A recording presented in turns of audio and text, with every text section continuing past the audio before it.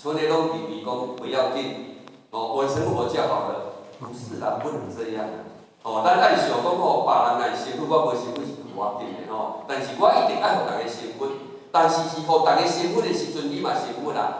伊先教你后壁对教，哦，安尼，哦，所以讲呢，96元龄以大道普渡，他有潜力得到，伊有翻译得到。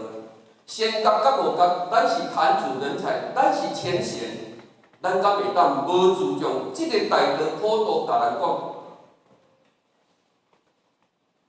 他多负责任讲嘛，你连有对，伊毋来是个代志呢。